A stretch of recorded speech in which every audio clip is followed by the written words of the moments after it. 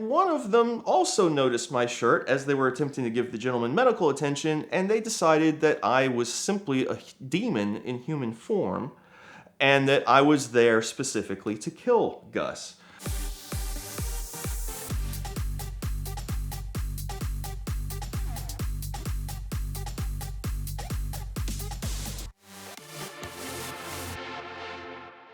(1998). The internet was a vastly different place. There was hardly anything on it, and social media wasn't really a thing. There were just message boards and groups. And during that time, I decided that I wanted a hearse. I'd always liked them. I'd always wanted one. And I met this funny-looking fellow named Chris DeGanchi, who's sat in this chair and told stories before. And he told me that he would help me find a hearse on the condition that I joined his Hearse Club, Dead Ends, based here in Atlanta.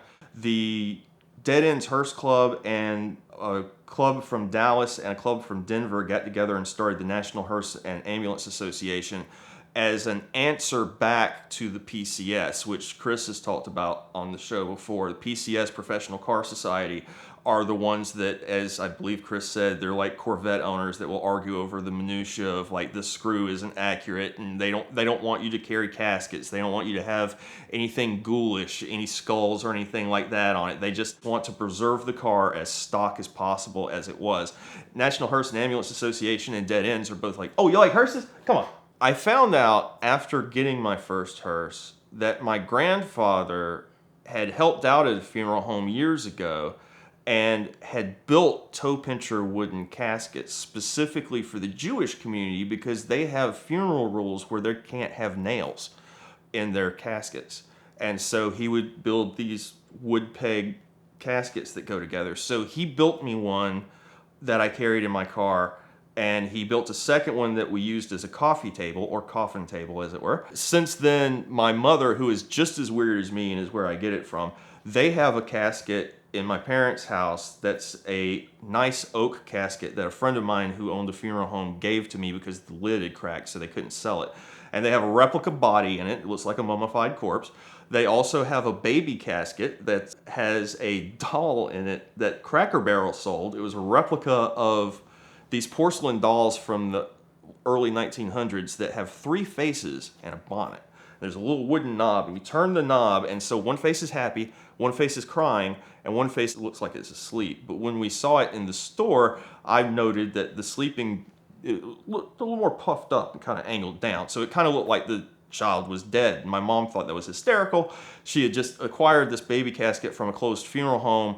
It's actually kind of a nice story about the baby casket, though, because it was consigned to a woman that my mother went to school with because her child got really sick and they thought it was going to die. Kid got better and I ended up going to school with the kid. It was never needed, and it was just in storage in this funeral home that had shut down, and they knew that how weird my mom and I are, and they were basically like, you can go through anything you want, you can have. And so she got the baby casket for free, and now it lives in the viewing room in my parents' house. My first hearse cost $400. It had sat in a field for about 2 years. There was a rat's nest on the carburetor. Pulled the rat's nest off, put a new battery in it, bumped the key with the gas that had been sitting in it that long. 472 fires right up. I had that car for a couple of years. I would still have it had it not been T-boned by a unattentive driver. During this time, message board is popping. We're getting new members. We're finding people that are just as weird as us that like hearses. But the problem with the message board is that while we had a members section, the bulk of it was open to the public. And so anybody would come in and post, and we'd get derogatory things about why we own these cars and people calling us morbid and things like that. And occasionally someone would come in that maybe was a little mentally challenged or had something else wrong with them that would just talk gibberish. And there was one gentleman in particular who came in and did just that. I can't remember off the top of my head a really good example of things that he said, but essentially we all got tired of it and we started trolling him. Chris, in fact, said something questioning the gentleman's intelligence, and he responded, "What is your name?" And so Chris, being Chris, he said, "My name is Gus." And so the response from this gentleman was, "Gus must dead."